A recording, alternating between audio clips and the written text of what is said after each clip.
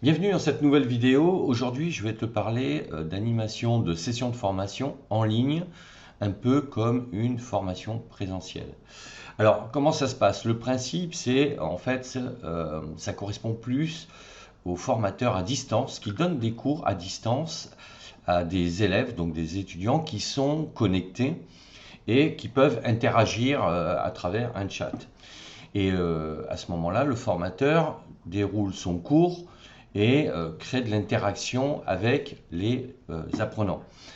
Mais cela dit, il va fonctionner comme un formateur en présentiel dans la structure du cours. Donc il va utiliser un outil pour se connecter en ligne et pouvoir présenter son cours, comme Zoom par exemple. Alors, je ne vais pas faire la liste de tous les outils qui existent sur la même manière que Zoom, quoi, hein. Je te laisse aller voir, lire mes articles sur le sujet où j'en présente plusieurs. On va dire que le plus connu aujourd'hui, c'est celui-ci. Il y en a d'autres, hein. Mais voilà, ça te permet comme ça de donner des cours en direct. Alors, ça peut s'apparenter à la masterclass. Moi, je te parle vraiment plus d'une formation en tant que telle, quoi, d'accord? Avec vraiment comme si tu avais une classe. Alors là, c'est pas une classe virtuelle, puisque pour le coup, tu as des apprenants qui sont connectés et qui vont suivre ton cours.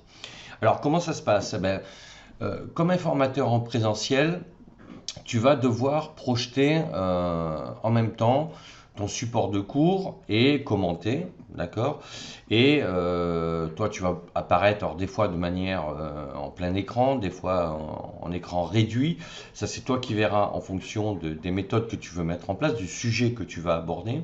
Mais dans tous les cas, il est important de commencer ta session comme une réelle session en présentiel.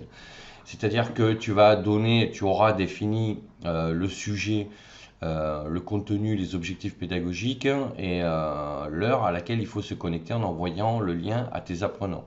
Donc ça, c'est normal. Et une fois connecté, ben là, tu vas commencer à rappeler qui tu es, à te présenter rapidement de manière synthétique. Tu vas commencer à présenter le sujet de la formation. Tu vas présenter les objectifs pédagogiques de la formation, c'est-à-dire que les apprenants auront appris à l'issue de ton cours, d'accord, ou de ta formation, puisque ta session de formation, elle peut proposer plusieurs cours, on est d'accord. Et à partir de là, tu vas présenter le programme, c'est-à-dire le plan de cours. Les apprenants doivent savoir à quoi ils vont devoir s'attendre, d'accord? Il faut que tu présentes, alors peut-être pas en détail, mais au moins les titres de chapitres de ton cours.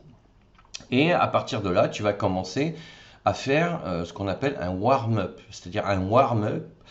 On appelle ça dans le monde du spectacle, c'est chauffer la salle, hein. C'est prendre la température, briser la glace, et tu vas commencer à échanger avec ton audience, avec ceux qui sont connectés. Tu vas leur demander si ça va, de l'écrire dans le chat. Tu vas demander à ton audience d'interagir en écrivant des messages, poser des questions, etc., etc. Donc ça, c'est le warm-up. Parce que le warm-up va te permettre comme ça on va dire, de rassurer les apprenants, de donner un côté comme ça un peu décontracté et moins impressionnant peut-être pour ceux qui n'ont pas l'habitude de suivre des formations en ligne. D'accord? Donc là, voilà, tu vas commencer à faire ton warm-up. Et puis, tu vas en profiter à travers ce warm-up de leur donner quelques instructions. Quelques instructions, à savoir par exemple de les inviter à prendre un cahier pour noter, de couper toutes leurs distractions, de limiter le nombre d'accès à Internet s'ils ont plusieurs équipements qui sont connectés pour libérer de la bande passante, pour avoir une meilleure connexion, de s'assurer que leur son fonctionne bien, etc., etc. Donc le warm-up, ça te permet vraiment de briser la glace et de faire passer comme ça des instructions dès le départ.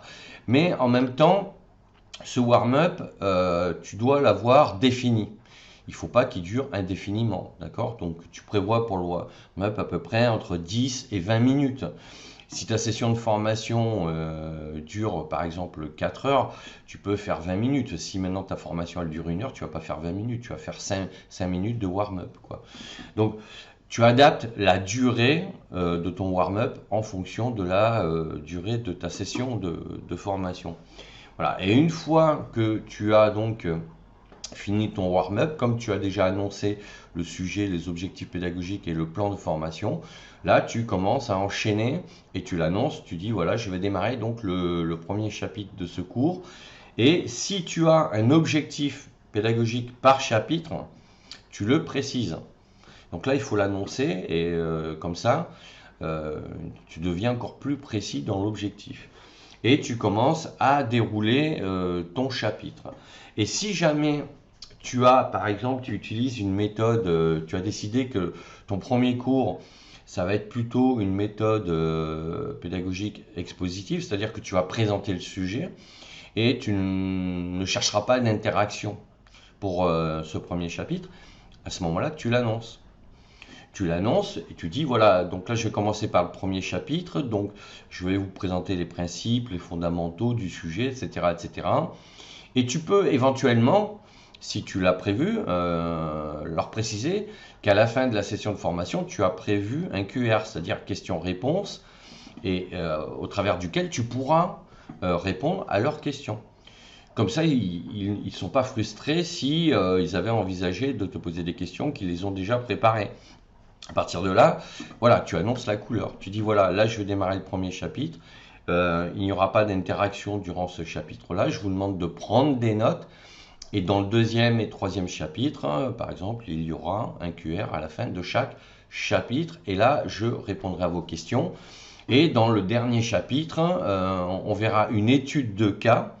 Et je vous demanderai de faire un exercice et que vous me présenterez par exemple la fois prochaine. Et la fois d'après, ton cours, ben, tu utiliseras la méthode de la pédagogique, donc de la classe inversée. C'est-à-dire que les élèves auront préparé le sujet et te le présenteront. Alors, si tu as beaucoup d'élèves et que tu n'auras pas forcément le temps de faire passer tout le monde, à ce moment-là, tu l'annonces. Tu dis voilà, la prochaine fois, en classe inversée, on prendra une paire d'heures ou une matinée et il y aura une dizaine d'élèves qui pourront passer. Et voilà. Et si tu envisages de donner des études de cas à préparer à la maison sous forme de groupe, ben à ce moment-là, tu le précises, tu l'expliques. Tu donnes l'intitulé précis de l'exercice, d'accord, avec l'objectif de l'exercice et les modalités de réalisation de l'exercice. Donc tout ça, tu dois le préciser.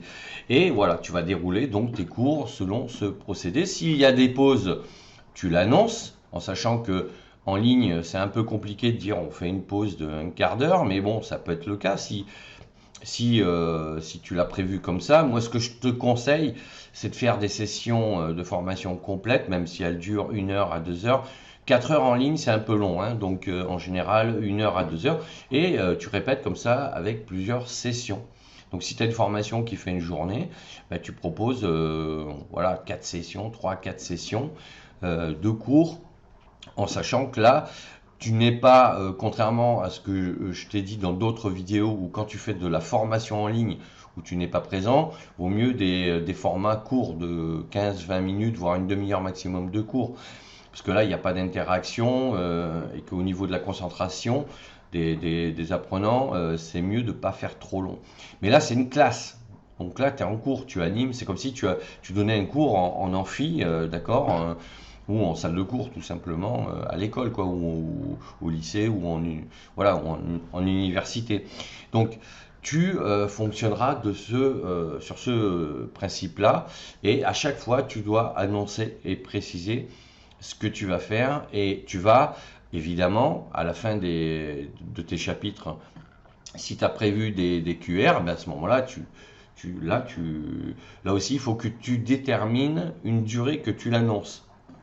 Si admettons tu as prévu 15 minutes de QR ou 20 minutes, tu l'annonces, en sachant que là aussi, si tu as une formation d'1 heure, faire un QR à la fin de la formation, ça veut dire que tu vas faire un maximum 5-10 minutes. Si tu as prévu un warm-up de 5 minutes, plus le QR à la fin, donc déjà, tu vois, hein, si tu fais 10 minutes, tu auras un quart d'heure de prix, donc tu auras que 3 quarts d'heure de cours.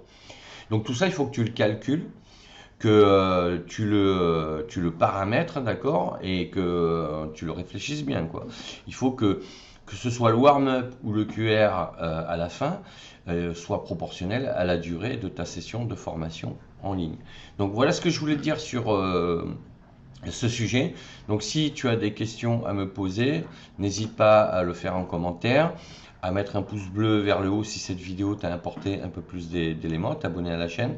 Et sache que de toute façon, tu peux télécharger gratuitement mon guide Devenir formateur en ligne sur mon blog Cap sur vous. Donc de toute façon, je te mets tous les liens dans la description de la vidéo. Je te dis à bientôt pour d'autres sujets et d'ici là, porte-toi bien. Ciao, ciao.